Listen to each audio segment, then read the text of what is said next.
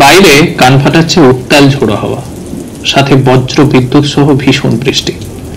সারা ঘরময় সব দরজা জানলা বন্ধ, কেবল এই ডাইনিং এর উত্তর পশ্চিমে একটা পাল্লা খোলা আছে। দূরে ঝঞ্ঝার তরবারি যেন নারকেল গাছগুলোর মুন্ডচ্ছেদে মুষ্টিবদ্ধ। পাল্লার হুকের ঘন ঘন খটখট শব্দ যেন সেগুন কাঠের ফ্রেম উপড়ে ফেলতে চাইছে। উঠে গিয়ে সেটা লাগিয়ে দিল উর্মি। ইট সুরকি বালি কাঠের ইমারতখানা যেন মোলায়েম হাতে জড়ানো আঁচলে ঘেরা মায়ের বুকের উষ্ণতা ভরে নিয়ে আসছে। ঘর শব্দটা বাকি সময়গুলোর চেয়ে অনেক বেশি জীবন্ত। ডাইনিং এ এই মুহূর্তে রয়েছেন 3 মা, উর্মি, ওর দিদা সাবিত্রী বসু এবং বাড়ির কাজের মেয়ে মর্জিনা। ডাইনিং টেবিলে বসে সোজা চোখে পড়বে রান্নাঘরের দরজার উপরে সুসজ্জিত শোকেসের ভেতর 3টে কাঁচের তাক, মাঝের তাকে পাশাপাশি 2টো মাটির অবয়ব। সেদিকে চোখ গেল উর্মির। প্রথমটা কৃষ্ণনগরের এক মূর্তি, এক দুর্দান্ত নর্তকী। সেই কবে শেষ রাজা সিরাজের পতন হয়ে গেছে, কিন্তু এখনো নদিয়ার মৃৎশিল্পীদের হাতে নবাবিয়ানা লেগে আছে। কি নিখুঁত শরীরের গঠন, নাচের ভঙ্গি, নিটোল স্তন, সুডহুল নিতম্ব, স্বর্ণখচিত আভরণ, পায়ের নুপুর অব্দি কোথাও কোনো খামতিই নেই। একরঙা হলেও বেশ জীবন্ত, শুধু সুশ্রী হলেও মুখশ্রীতে একটা অদ্ভুত ক্লান্তি, বিষণ্ণতার ছাপ। সেই বিষণ্ণতা স্পষ্ট চোখে পড়ার মতোই, যে কারোরই পড়বে একটু ভালো করে দেখলেই। এর আগে দিদার বাড়ি এলেও কখনো ভালো করে দেখেইনি মূর্তিটাকে উর্মি। এই যা, ওর মনে হলো এটা কি শিল্পীর ভুল না সচেতনতা। ঠিক কৃষ্ণনগরের নর্তকীর পাশেই পুরুলিয়া থেকে আনানো একজোড়া মুখোশের আদল, একটা সাঁওতাল পুরুষ এবং রমণী। বাদামি রঙের ওপর 2টো গোল গোল চোখ, অপেক্ষাকৃত থ্যাবড়ানো নাক, খোপায় ফুল, গলায় মাটির হার, পুরুষের মাথায় গামছা বাঁধা, সবই আবছা আবছা তুলির টান। শুধু জলজল করছে মুখের উপর নির্মল হাসি দুজনেরই। এমন করে কে বেমানান সাজিয়েছে জিনিসগুলোকে বলো তো দিদা? এটা বলতে গিয়ে জিভটা নিচের মাড়িতেই লেগে রইল উর্মির। ঠোঁট নড়ল না। ঘরের স্তব্ধতা ভাঙতে চাইছিল না সে। বাইরে ঝড়ের মতো এই ঘরের ভেতরেও একটা ঝড় বইবে। এখনো শুরু হয়নি, এই সময়টা যেন ঝড়ের আগের শান্তির। গত পরশু রাতে শহর জুড়ে একদিন পর সুপার সাইক্লোনের সতর্কতার মধ্যেই উর্মিকে নিয়ে কলকাতায় ল্যান্ড করেছিল দুবাইয়ের ইন্টারন্যাশনাল ফ্লাইট। কোলে 1 বছরের রিঙ্কি আর মর্জিনার মেয়ে আসমা। আসমা আর রিঙ্কি এখন ওগরে দুপুরের ঘুম ঘুমোচ্ছে। ছোট্ট শিশু 2টো পাটি মিলে 5টা দাঁত বেরিয়েছে রিঙ্কির, আর আসমার পুরনো দাঁত পড়ে নতুন দাঁত গজাচ্ছে।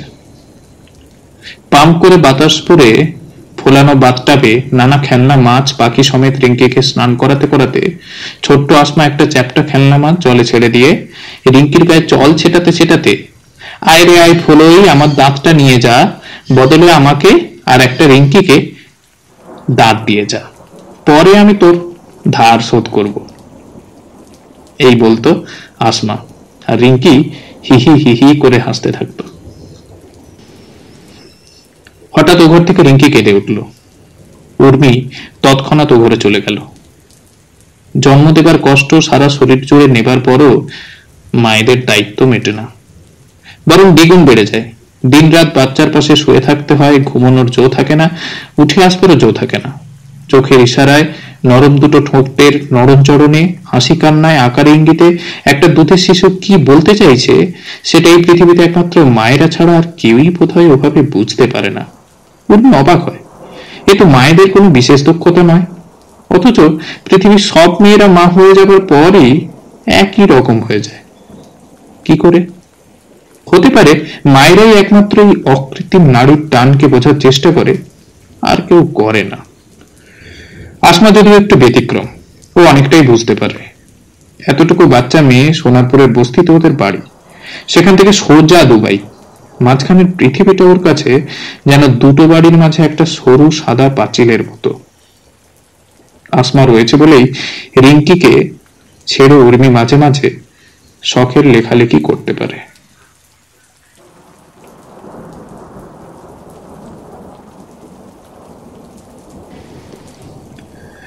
সকালবেলাকেই দিদাকে জানিয়ে দিয়েছিল উর্মি। তারপর থেকেই চলছে সেই ঝড়ের আগের শান্তি। নীল, পুরো নাম নির্মলেন্দু চ্যাটার্জিকে ও ডিভোর্স দিতে চায়। এই কথা প্রথম দাদিকে জানাবে বলেই কলকাতায় আসা ওর, তারপর বম্বেতে বাড়ি ফিরবে। দাদির মতামতটা ওর কাছে বাকি সবার থেকে বেশি গুরুত্বপূর্ণ। দাদিকে ও ছোট থেকে খুব ভরসা করে।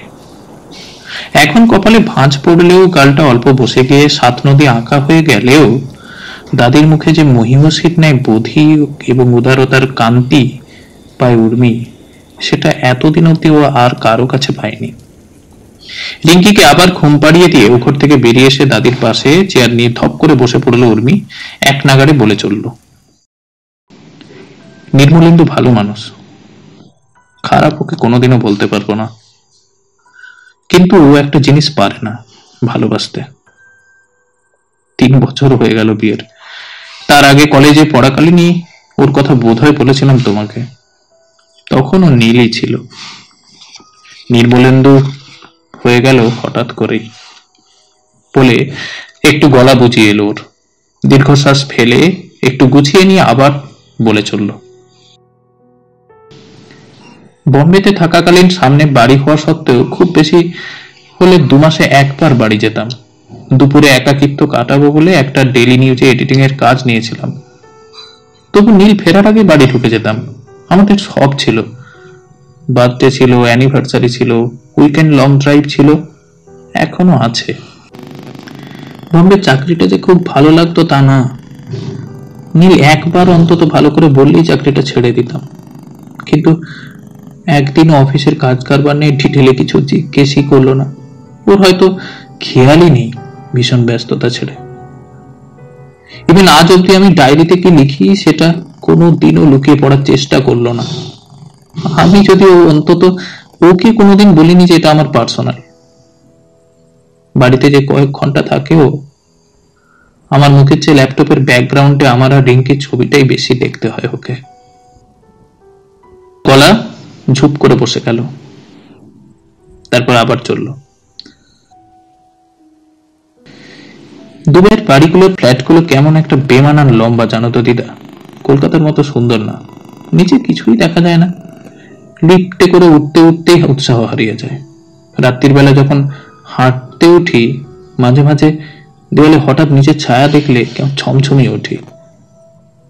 কোনটা যে ছায়া আর কোনটা যে কায়া বুঝতেই পারি না।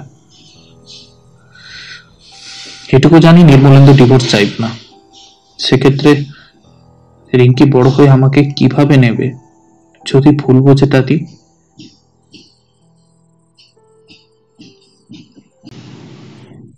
ওসব নিশা ভাবনা গো দিদি, ফস করে বলে ফেললো মর্জিনা। রিঙ্কিটা আবার কান্না জড়েছে। উর্মি নেশা ভেঙে হাতে করে চুল সরিয়ে দ্রুত করে চলে গেল। সর্বতক্তির নেশা ছিল এটা। উর্মির খেয়ালই ছিল না ডাইনিং ঘরে আরেক মা ছিল, কোণে চুপটি হয়ে। সাবিত্রী বসু ওরফে দিদিমণির দিকে এবার ঘুরলো বাড়ির কাজের মাসি মর্জিনা। বয়স খুব বেশি না, 30-এর থেকে সামান্য উপরে। মর্জিনা কোনোদিনও চেয়ার টেনে বসে না, বারবার দিদিমণি ওকে অনুরোধ করা সত্ত্বেও। একই রকম নিচের দেওয়ালে প্রথম ব্র্যাকেটের মতো পিঠ ঠেকিয়ে হাঁটু দুটোর উপর থুতনি রেখে পানকৌড়ির ডুব দেওয়ার মতো করে বসে থাকে মর্জিনা।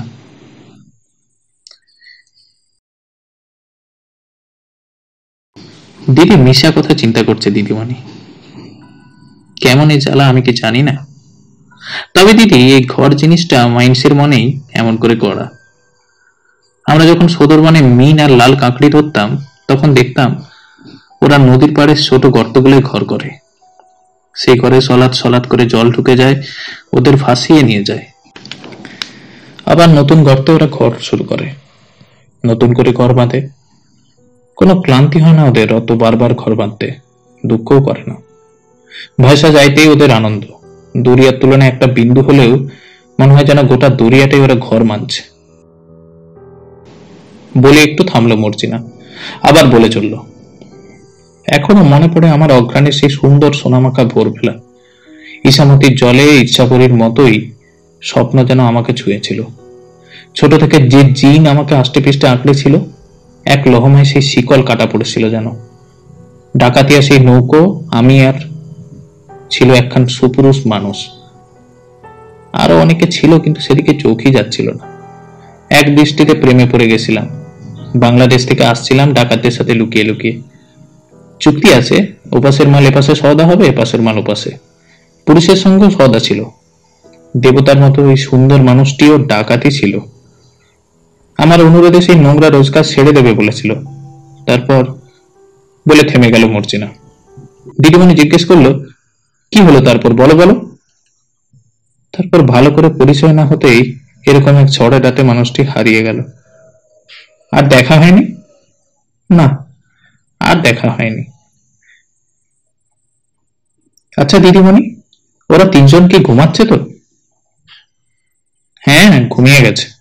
উর্মিটা ফ্লাইট থেকে নামার পরেই একটু ভালো করে ঘুমোচ্ছে না, বেশ দুশ্চিন্তা করছে। ও, ভালো করেছে, একটু ঘুমাক। না ঘুমালে বেকার দুশ্চিন্তাগুলো আবারও বাড়ে।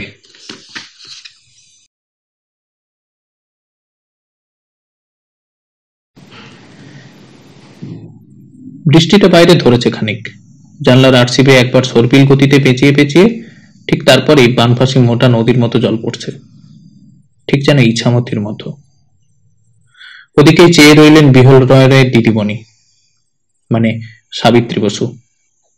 চোখ দিয়ে টক করে একটা জলের ফোঁটা পড়েই নিভে গেল। ৭৬ বছরের দিদিমণি ভীষণ শক্ত এখনো। বললেন, তুমি ইছামতির নাম কেন তুললে মর্জিনা, কেন? কেন দিদিমণি, কি হয়েছে? নকশা কাটা পালিশ করা কাঠের চেয়ারে একটা খাঁজে হাতের মুঠি শক্ত করে চেপে ধরে বলে চললেন দিদিমণি সাবিত্রী বসু। কি করে বলি আমি সে কথা? বলা উচিত না, ভাবা উচিত না, কিন্তু আজ যে বাঁধ ভেঙে দিলে গো মর্জিনা। সেও ছিল অগ্রাণ মাস, ৬৪ সাল। হিন্দু মুসলমানের দাঙ্গায় রক্তারক্তি ছিল দুদিকে। তখনও বাংলাদেশ হয়নি। ওদিকে হিন্দুদের মেরে তাড়িয়ে দিচ্ছিল ইছামতির এপারে, এপার থেকে মুসলমানদের। টইটুম্বুর ভরেছিল সে বছর ইছামতি। সে কি বিভৎস রূপ! ধারে দাঁড়িয়েছিলাম উপে যাওয়া প্রাণ নিয়ে। ভাবছিলাম ঝাঁপ দেব। পুকুরের জলে সাঁতার জানলেও স্রোতে পারতাম না, মরতে অসুবিধে ছিল না। তার আগে প্রায় ৮ ঘন্টা টানা ধান জমির মধ্যেই শুয়েছিলাম আমি আর দাদু।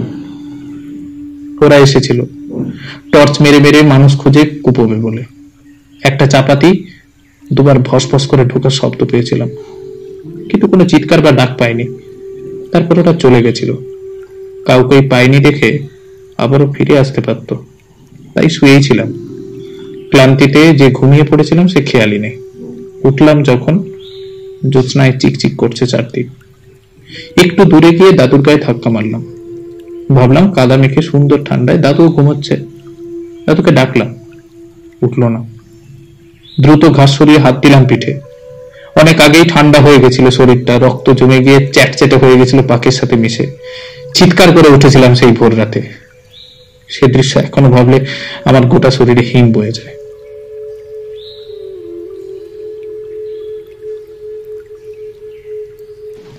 থরথর করে কাঁপছিলেন সাবিত্রী দেবী। চোখ দিয়ে এবার জল ঝরে পড়ল। উঠে এসে ধরল মর্জিনা। থেমে গিয়ে আবার শুরু করলেন সাবিত্রী দেবী। দাদু আমাকে কোনোদিনই ছোটবেলায় স্বর্গীয় বাবা মায়ের অভাব বুঝতে দেয়নি। একা দাদুই বোসবাড়ির প্রাসাদক্রম চৌহদ্দি খাজনাদার মহসিনকে দিয়ে আমার জন্য নানান রকমের রঙিন জিনিসে রাঙিয়ে রাখত। সেই দাদুর মরা মুখে উল্টানো চোখ দুটোর দিকে তাকিয়ে আমি বসেছিলাম ১ ঘন্টা হবে। তারপরে যখন বুঝলাম আমি বেঁচে আছি, তখনও দাদুর শরীর টেনে ইছামতির দিকে চললাম। অদূরেই ছিল ইছামতি, ওপার পেরোলেই নিরাপদ। কিন্তু সে কি ভয়ানক জলের বহর! হঠাৎ সামনে চোখে পড়লে একটা অক্ষত তালডোঙা। পূর্ণিমার কোমল চাঁদের কিরণে তখন বিচ্ছুরিত হচ্ছে দিক দিগন্ত জুড়ে সমস্ত জলরাশি। ইছামতির অমল রূপ আমি তার আগে কোনোদিনও দেখিনি। সোনালী আলোয় যেন সাক্ষাৎ ভগবান শুয়ে আছেন। একটু আগে বৃষ্টি হয়ে গেছিল, আকাশ একেবারে পরিষ্কার, কয়েকটা পেঁজা তুলো বাদ দিয়ে। ঘুমের মধ্যে বুঝতেই পারিনি কিভাবে আমার পাশ দিয়ে একটু আগে বৃষ্টির সাথে মৃত্যুও বয়ে গেছিল। চারপাশে সেই সোনালী আলো যখন দাদুর মুখে পড়ে জ্যোতি ঠিকরে বেরোচ্ছিল, তারস্বরে যেন কিছু বলছিল দাদু আমাকে, পালা বিন্দি পালা, দেরি করিস না, বিন্দি পালা। দাদুকে ডিঙিতে উঠিয়ে যখন আমি উঠতে যাচ্ছিলাম তখন ডিঙে উল্টে যাচ্ছিল।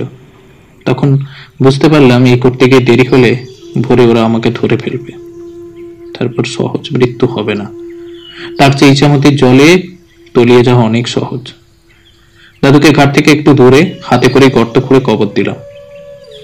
ধর্মবিরুদ্ধ হলেও আর উপায় ছিল না।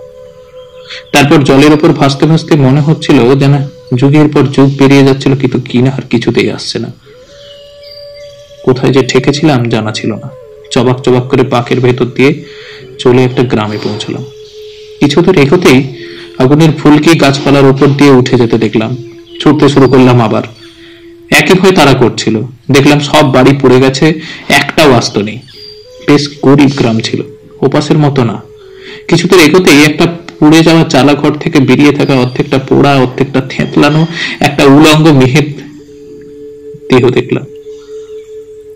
আমার চেয়ে বয়সে খানিক বড়, মাথা ঘোরাচ্ছিল, পড়ে যাবে মনে হচ্ছিল। গাছের ঠক্কর খেয়ে মাথা ফেটেই যাবে মনে হচ্ছিল। আরো কিছু দূর এগিয়ে গিয়ে একটা উঠে থাকা শিকলে সেই ধাক্কা খেলাম। ঢুকে পড়লাম সোজা একটা খড়কাতার ভেতরে। তখন আটকে ওঠার মতো দৃশ্য।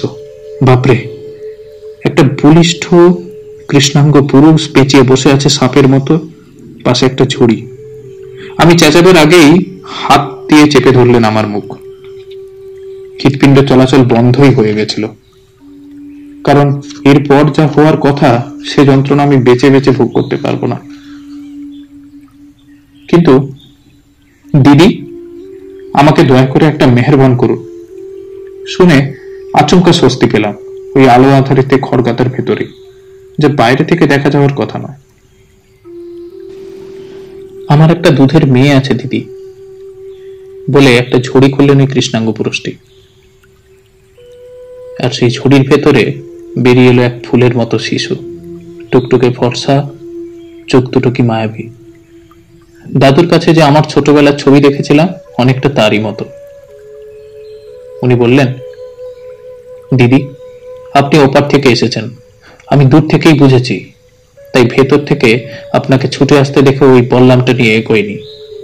আপনি হোঁচট না খেলেও আপনার কাছে গিয়ে আমিই বলতাম, আমার নাম ইমতিয়াজ শেখ, এইটা আমার 3 মাসের মেয়ে দিদি। এখনো ভালো করে কিছু বুঝতেই পারিনি। কিছুক্ষণ আগে ওর মায়ের পেট এফোড় ওপড় করে দিল ওরা। একটু যদি আপনার সঙ্গে এই মেয়েটিকেও নিয়ে যান তাহলে মেয়েটি বেঁচে যাবে। ওর ধর্মকে মাফ করবেন দিদি। আপনি লেখাপড়া জানা উঁচু বাড়ির মেয়ে আছেন।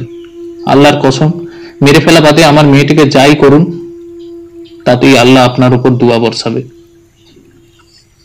শিশুটির চোখে তখন জলজল করছিল এক তীক্ষ্ণ দৃষ্টি। আমি নিয়ে নিলাম মেয়েটাকে। আসার সময় পেছন থেকে ডেকে ইমতিয়াজ শেখ আবারও বলেছিল, দিদি, আপনি সাক্ষাৎ এক ফেরেশতা। ওরা আমাকে মেরে ফেললেও আর দুঃখে থাকবে না। মেয়েটার এখনো কোনো নাম দিইনি, আপনি আল্লাহর মতো করে একটা নাম দিয়ে দেবেন। আর যদি মরেও যাই তাহলে আল্লাহকে বলে আপনার ঋণ শোধের চেষ্টা করব দিদি। বিদায়। পুরো সময়টা আমার মুখ দিয়ে একটা কথাও বেরোয়নি। পায়ে হাঁটার ব্যথা কিন্তু ছিল না, শরীরে ক্লান্তি ছিল না, চোখে ঘুমও আসছিল না। মনে হচ্ছিল যেন অসুরের শক্তি পেয়ে বসেছিল আমাকে। যুগ যুগান্তরে যেন জীবনের প্রমাণ বয়ে বেড়াচ্ছিলাম আমি। তারপর সকাল হতে একটা গাড়ি আসে। হাসনাবাদ থেকে ট্রেন ধরলাম, এলাম কলকাতায়। স্টেশনেরই একটি লোক আমাকে দেখে ওদের একটি সভাতে আমাকে নিয়ে যায়। সেখানে আমাকে বরণ করা হয় ওপারের রায়ট ভিকটিম বলে। তারপর 2 দিনের মধ্যে ম্যাট্রিকুলেশন থেকে শুরু করে কলেজের 2য় বর্ষে যেহেতু ভালো নাম্বার ছিল, একটা চাকরিও জুটে গেল, বেশ ভালো চাকরি। তারপর আর কোনো অসুবিধা হয়নি।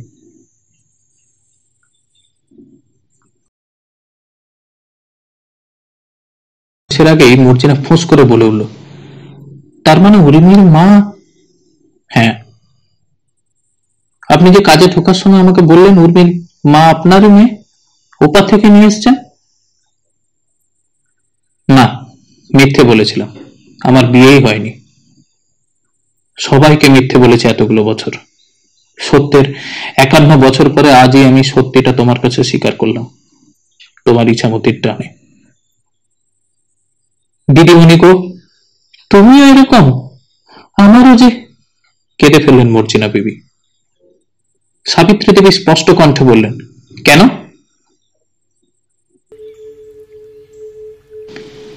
কি বলবো দিদিমণি, যে এসেছিল এখানে কিছুদিন আগে আপনার সাথে দেখা করতে, ওইটা আমার স্বামী বলেছিলাম না, মানে আয়সা যাকে বাপ বলে চেনে, ওইটা ওর বাপই নয়, ওর বাপের ভাই। ডাকাতিয়া নৌকায় সেই দিন যে পুরুষটির কথা আমি বলছিলাম, ওটি ওর আসল বাপ, আমার স্বামী। নিজের অতীতের ঘোর কেটে এবার তীক্ষ্ণ চক্ষে মর্জিনার দিকে তাকালেন সাবিত্রী দেবী। হ্যাঁ, প্রথম দেখাতেই পেরেন, ওখানেই গাঁটছড়া বাঁধা, দিয়ে পালিয়ে আসা, ঘর ছাইরা এক নতুন দেশে, এক নতুন স্বপ্ন ঘরের লগে। কোনো ইচ্ছাও ছিল না নিজের ঘরে থাকার। বাপটা আমার পশু ছিল, যখন তখন মারতো, ওসব জায়গাতেও হাত চালাতো। আমার স্বপ্নই ছিল ঘোড়ায় চড়ে এক রাজপুত্র আসবে, আমাকে নিয়ে যাবে। স্বপ্ন পূরণই হয়েছিল বটে, কিন্তু স্বপ্নের মতোই ক্ষণস্থায়ী। আমরা ততদিনে ভালো করে ঘর গুছিয়ে নিয়েছিলাম। ইরফান ডাকাতি ছেড়ে দিয়েছিল, নদী পাড়ের মিন আর রূপোর মতো চকচকে কাঁকড়ি কুড়িয়েই দাঁড় করিয়েছিলাম সংসার। আমাদের সঙ্গে ইরফানের ভাই রফিক, ওর মাও থাকতো। আলাদা বাড়ি করার পয়সা ছিল না। রফিক টাকাতেই করতো, ও ছাড়েনি ইরফানের মতো। দুটো ভাই সব দিক থেকে একবারে বিপরীত ছিল। তারপর এলো সে বছর আয়লা। আসমার বয়স তখন মাত্র 15 দিন। আমি শুয়ে থাকতাম সারাদিন। গ্রামের পর গ্রাম ভেসে গেছিল। তার আগের রাতে গভীর অন্ধকারের মধ্যে লম্ফনে কেরোসিন ঠেলে পাত পাততে বেরিয়েছিল দুই ভাই, গ্রামের বাকি লোকেদের সাথে। ঘরে পড়েছিলাম শুধু আমার মতো বউরা। আমরা ও কাজ ভালোই পারি, কিন্তু রাত বলে বেরোয়নি। লম্ফনের আলোতে বটগাছের কাণ্ডের মতো শক্ত জাং দুটো, পাঠানদের মতো ছাতি, ঠোঁটের কোণে যুদ্ধজয়ের অঙ্গীকার রেখে শেষ দেখেছিলাম ইরফানকে। তারপর 3 দিন পর যখন লেবুখালি ঘাটে মৃতদেহটা ভেসে উঠেছিল, আমি দেখতে চাইনি। আমারই দোষ ছিল। কম বয়সে পিড়িতে ভেসে গিয়ে ঘর বাঁধার এমন স্বপ্ন যাকে বসেছিল যে দেশই ছেড়ে দিলাম। বলেছিলাম না, ঘর ব্যাপারটা মানুষই কেবল এইভাবে ভাবে। আয়লার পর গোটা গ্রাম উজাড় করে দিয়েছিল। শুধু আমাদের গ্রামেই মারা গেছিল 10 জন পুরুষ। যারা বেঁচে ছিল তারা 4-5 বছর আর চাষ করতে পারেনি। জমিতে লবণ ঢুকে গেছিল। বাচ্চা ছেলেরা 8 পাস করেই আন্দামান, গুজরাট, আরব কোথায় কোথায় সব চলল। অনেকে আছে যারা গেছিল তারা আর ফিরেই আসেনি তাদের মায়ের কাছে। আমরা মানে রফিক, আসমা এবং মা মিলে উঠে এলাম সোনারপুর। আমি বাড়ি বাড়ি কাজ শুরু করলাম। রফিকের নজরটা আগে থাকতেই আমার উপর ছিল। তখন অচেনা জায়গায় রেল লাইনের পাশের বস্তিতে ছোট্ট ঘুপচি ঘরে থাকতে থাকতে রফিকটা আমাকে বউ বানিয়ে নিল। লোকে অবশ্য আগে থেকেই ভাবতো। আমার মন ছিল না, একেবারে ছিল না, কিন্তু দেশে ফেরার চাইতে অনেক ভালো। কিছুদিন পর ঝগড়াঝাটি শুরু হলো। ভাগ্য দোষে তো কি হয়েছে, মর্জিনা বিবি অনেক শক্ত, হাল ছাড়বার না। জবে থেকে ও মারতে শুরু করলো, আমিও দিতে শুরু করলাম, ঘুরে কয়েক ঝাঁটা। রফিক আমার সাথে তখনও পারতো না, এখনো পারবে না। তারপর আসমাকে স্কুলে ভর্তি করলাম। তার কিছুদিন পর রফিক দ্বিতীয় বিয়ে করলো। লোকে আমাকে দোষারোপ করে সিসি করতো। আমার বয়ে গেছিল তাতে। সত্যি ভালোই হয়েছিল, ওই বদনামে মুক্তি পেয়েছিলাম। তখন থেকে একা আমাকে 3 জনকে টানতে হতো, মানে ওই বুড়িটাকে। নতুন ঘর হলো আবার, ছেলে তাড়াইয়া দিয়েছে। বুড়ির তখনও সকাল বিকেল খাবারে কমতি হলে চলবে না। অবশ্য একজন ছিল স্টেশনে বই বিক্রি করা নীরজন বাবু। আসমার জন্য ছোট থেকে উনি অনেক করেছেন। কোনোদিনও বসে গল্প করিনি ওনার সাথে, কিন্তু আসমার টিউশনের জোগাড় করে দেওয়া, টিউশনি পয়সা দেওয়া, বই জোগাড় করে দেওয়া সবই উনি করেছেন। ইরফানের থেকে ভালো। ওরকম সুপুরুষ দেখা নিয়ে কি করলো আমার জীবনে? একবার চকমকির মতো দেখা দিয়ে আতরের মতো উবে গেল, রেখে গেল শুধু এক গাদার নেশাপুরি গন্ধ। তবে পড়ার খরচ দিন দিন যা বাড়ছিল, বুঝলাম গরিবের বিদ্যা নেওয়াটা স্বপ্ন একরকম। তাছাড়া দেখলাম দিদিও খুব ভালোই মানুষ। অত দূরে থাকলে কি হবে, আমার মেয়েটা দুবাই গেলে ভালোই থাকবে। আর ভুল তো ভাবিনি কিছু।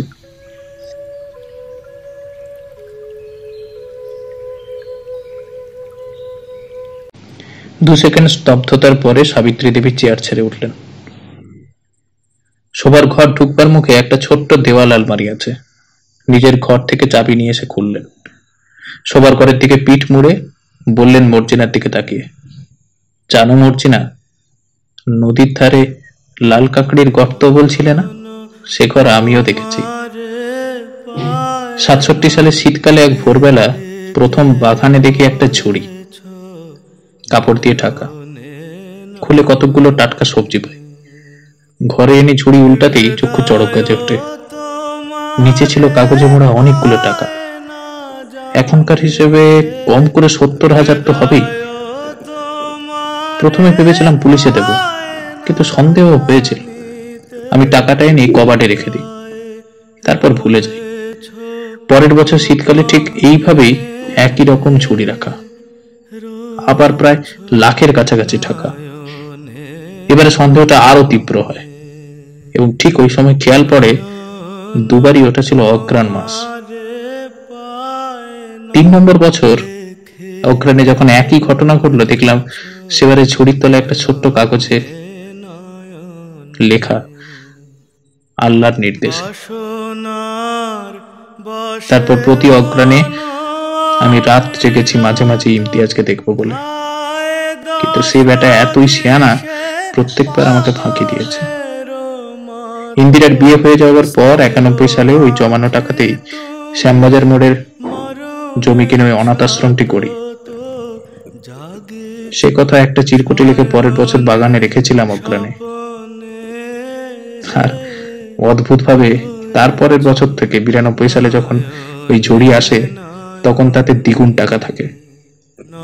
শেষ 99 সালে এসেছিল ওই ঝুড়ি। আর 2000 সালে করেছিলাম আহমার স্ট্রিটের অনাথ আশ্রমটি। তারপর আরো 4টে গড়ে ওঠে 2015 সালের ভেতরে। আজকে কলকাতা শহর অনেকেই আমাকে যে জন্য চেনে, তারা কেউ চেনে না এই সব কিছুর পেছনে আসল মানুষটিকে। আজকে তুমি প্রথম জানলে মর্জিনা।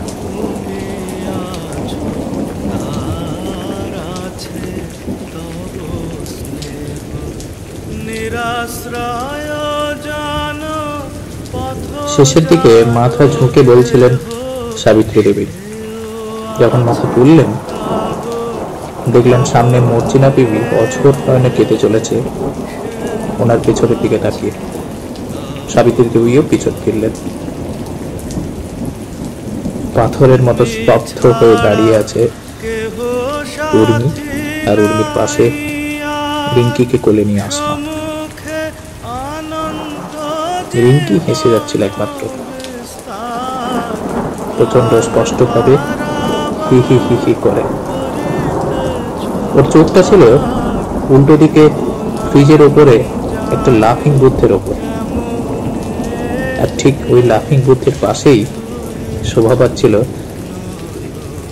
চামড়ার ওপর পালিশ করা এক কালো ঘোড়া। সামনের দুপা তুলে উত্তাম গতিতে যেন সে ছুটে চলেছে, তো ছুটেই চলেছে, হার না মানা জীবনের মতো।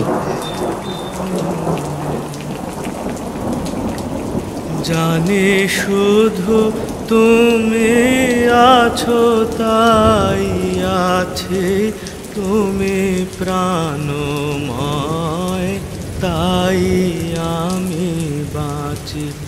যত পাই তোমায় আরো তত যাচি, যত জানি তত জানি নে,